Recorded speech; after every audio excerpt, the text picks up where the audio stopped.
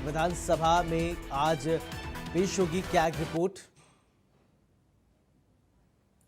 विधानसभा का मानसून सत्र आज फिर से कर दूं। उत्तर प्रदेश के विधानसभा मानसून सत्र का आज दूसरा दिन है और इसको लेकर तैयारियां विधानसभा भवन के आसपास देखी जा सकती हैं। सुरक्षा के कड़े बंदोबस्त किए गए हैं। पुलिस के साथ ही पीएससी बल भी तैनात किया गया है और तमाम जो ड्रोन हैं और हाईटेक टेक्नोलॉजी है उसके जरिए विधानसभा के चारों तरफ कड़ी निगरानी रखी जा रही है और जो विधानसभा को पहुंचने वाले रोड हैं वहां पर बैरिकेटिंग की गई है, कम ट्रैफिक रहे और किसी तरीके की दिक्कत का सामना ना करना पड़े, इन सारी चीज़ों पर विशेष ध्यान दिया जा रहा है। आज भी रूट डाइवर्ट रहेगा और विधानसभा की तरफ आने वाले रोडों पर कम भीड़ के लिए बैरिकेटिंग भी की गई है और विधानसभा के चारों तरफ कड़े पहरे में सुरक्षा व्यवस्था लगाई गई है। 11 बजे विधानसभा का मानसून सत्र शुरू होगा। आज दूसरा दिन है। कल हंगामे की भेंट चढ़ा था और आज सदन चलने की संभावना है। ऐसे में विधायक और तमाम जो मंत्री हैं, मुख्यमंत्री हैं, यहाँ पर पहुँचेंगे तो इसको लेकर सुरक्षा व्यवस्था पहले से ही चाक चौबंद कर दी गई है। कैमरामैन दीपक के साथ नरेंद्र यादव, इंडिया।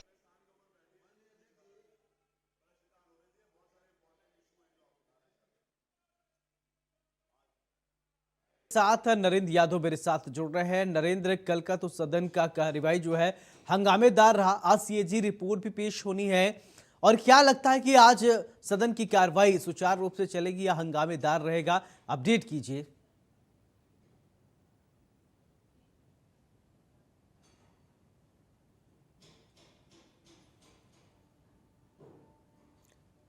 नरेंद्र, आप सुन रहे हैं मुझे?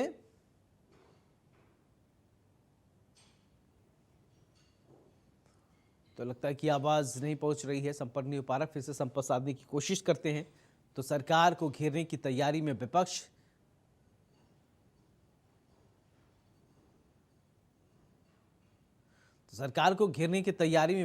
है। इसी खबर पर ज्यादा जानकारी के साथ नरेंद्र मेरे साथ जुड़ रहे हैं। नरेंद्र, आज की कार्रवाई क्या हंगामेदार ही होगा या फिर आज की कार्रवाई सुचारू रूप से चल पाएगी? क्योंकि कल जो कार्रवाई देखा गया, इतना ज्यादा विपक्ष के लोग हंगामा कर रहे थे। आज सीएजी रिपोर्ट भी पेश होना है, तो क्या लगता है कि आज विपक्ष सुनेगा, सरकार का पक्ष सुन पाएगा विपक्ष या हंगामा ही होगा? देखिए, दोनों संभावनाएं हैं। जहां विपक्ष इसको हंगामेदार सदन करने का प्रयास करेगा, वहीं सरकार सदन को चलाने का प्रयास करेगी, क्योंकि तमाम रिपोर्टें हैं जो सदन के पटल पर रखी जानी है और साथ ही सरकार उन सारी चीज़ों को, विपक्ष के जो सवाल हैं उसको सुनने के लिए तैयार है। अब ये चीज़ समाजवादी पार्टी के और विपक्ष के विधायकों पर निर्भर करती है कि वो सदन में किस तरीके की प्रक्रिया को अपनाते हैं, सौहार्दपूर्ण वातावरण में सदन चलाने में सहयोग करते हैं या नहीं करते हैं।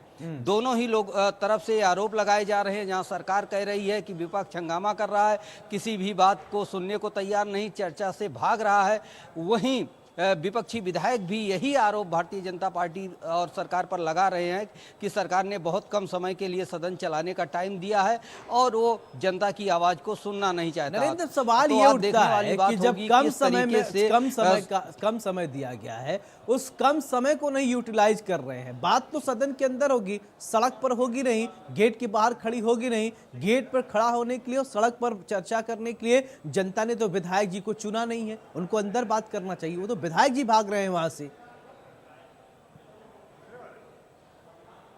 बिल्कुल आप सही कह रहे हैं। दोनों ही दल अपने अपने हिसाब से, अपनी सहूलियत से बातें कर रहे हैं, क्योंकि सदन में अगर चर्चा चलती और सरकार के फेवर में चलती, यानी कि ज़्यादा व्यवधान ना खड़ा किया जाता, तो सरकार विपक्षी की बात मान सकती थी। सदन बढ़ाने का जो समय विपक्ष के द्वारा मांगा जा रहा था और टाइम वो दे सकती थी। लेकिन जिस तरीके से विधायक समाजवादी पार्टी के हंगामा कर रहे हैं, ऐसे में आसार नहीं है कि सरकार उनकी बात मानेगी, सदन को और ज़्यादा समय दिया जाएगा। इसी में ही सरकार के विधायक और मंत्री आरोप लगा रहे हैं कि ये लोग हंगामा कर रहे हैं और सदन को चलने नहीं देना चाहते हैं और पर्याप्त समय है सदन को चलाने के लिए। इस तरीके की दोनों तरफ से आरोप प्रत्यारोप लगाए जा रहे हैं। अगर बात की जाए आज के सदन चलाने की तैयारियों की। तो विधायक यहाँ पर पहुँच रहे हैं, पक्ष के विपक्ष के विधायक पहुँच रहे हैं और सदन को चलाने के लिए पूरी तैयारियां की जा चुकी हैं। आज जो कार्रवाई होनी है सदन में, उसमें उत्तर प्रदेश विधानसभा में आज सीएजी रिपोर्ट पेश की जाएगी, जिसको मुख्यमंत्री योगी आदित्यनाथ खनन को लेकर जो नीति में बदलाव किया गया था उसको सदन के पटल पर रखेंगे। साथ ही 6 से 7 ऐसे प्रस्ताव हैं जिनको वित्त मंत्री सुरेश खन्ना सदन के पटल में रखेंगे। इसमें है ठोस अपशिष्ट प्रबंधन की रिपोर्ट रखी जाएगी, सीआरपीएफ केंद्रीय रोड फंड के उपयोग की जो रिपोर्ट है उसको सदन के पटल पर रखी जाएगी। साथ ही सिंचाई विभाग की एक रिपोर्ट बड़ी है जो सरयू नहर परियोजना को लेकर है, उस कैग की रिपोर्ट को जो है सदन के पटल पे रखा जाएगा। साथ ही निर्माण कर्मकारों के कल्याण के लिए जो रिपोर्ट है वो भी सदन के पटल पर रखी जानी है। ये 11 बजे के बाद जब सुनवाई शुरू होगी तो ये सारी प्रक्रियाएँ शुरू होगी।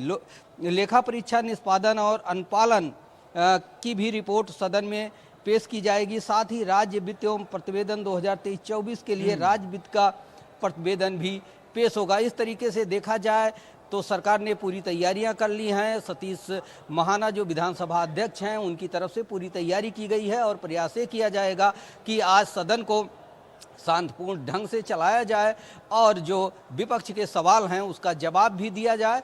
तो इस तरीके से आज महत्वपूर्ण दिन है, क्योंकि कल हंगामे की भेंट चढ़ चुका है सदन और ऐसे में 3 दिन और बचे हैं। तो ऐसे में इन दिनों का उपयोग करना चाहिए और जनता की आवाज़ और जनता की समस्याओं को सदन में उठाया जाना चाहिए और मंत्रियों से और सरकार से जवाब लेना चाहिए कि आखिर अगर कहीं पे कार्य नहीं हुए या कहीं पे होने हैं, अधूरे हैं या क्वालिटी ख़राब है तो उसके लिए सरकार को कटघरे में खड़ा करें और उसका जवाब उनसे मांगें और सरकार इसका जवाब दे। इसलिए सदन चलाना महत्वपूर्ण होता है। अब देखने वाली बात होती है कि कल की तरीके आरोप प्रत्यारोप ही लगेंगे या सदन चलेगा। जी चलिए, बहुत बहुत शुक्रिया नरेंद्र तमाम जानकारी के लिए। और इसी मुद्दे को लेकर कैबिनेट मंत्री ओम प्रकाश राजभर से हमारे सहयोगी नरेंद्र यादव ने खास बातचीत की है। सत्र को लेकर क्या कुछ कहना है ओम प्रकाश राजभर का, सुनते हैं। कैबिनेट मंत्री ओम प्रकाश राजभर जी, और जिस तरीके की परिस्थितियां बन रही हैं, आज क्या सदन चलेगा? देखिए, सरकार सदन चलाने के लिए ही आहूत की है। विपक्ष नहीं चाहता है कि सदन में चर्चा हो, वो विकास नहीं चाहते हैं, विनाश चाहते हैं। समाजवादी पार्टी के लोग हमेशा विनाश, आज पिछड़ों का, मुसलमानों का हक पर ढाका डाला है और इस नाते कलई न खुल जाए इन लोगों की, इस नाते चर्चा से भाग रहे हैं। सपा वाले कह रहे हैं बहुत कम दिन के लिए है, बहुत कम टाइम मिल रहा है। चर्चा से भाग क्यों रहे हैं? कितना चर्चा कराना चाहते हैं? बाढ़ पे कराना चाहते हैं, लॉ एंड ऑर्डर पे कराना चाहते हैं। जब उनकी सरकार थी तो 800 से ज़्यादा दंगे हुए थे सपा के कार्यकाल में, 1200 से ज़्यादा जन की हानि हुई थी। इस सरकार में 8.5 साल में एक भी दंगे नहीं हुए, कहीं कर्फ्यू नहीं लगा, ये नहीं दिखाई दे रहा है। फतेहपुर की घटना जो हुई है उसको लेकर के तमाम पार्टियों का बयान आ रहा है, आपका क्या उस पर बयान है? कि कानून अपने हाथ में लेने की किसी को इजाज़त नहीं है। कोई भी कानून अपने हाथ में लेगा तो कानून उनके खिलाफ कार्रवाई करेगा। बिल्कुल, ये थे कैबिनेट मंत्री ओम प्रकाश राजभर, जिनका साफ तौर पर कहना है कि कानून कोई अपने हाथ में लेगा तो उस पर कार्रवाई की जाएगी। साथ ही समाजवादी पार्टी सदन को चलने देने में अड़चनें पेश कर रही। कैमरामैन दीपक के साथ नरेंद्र यादव।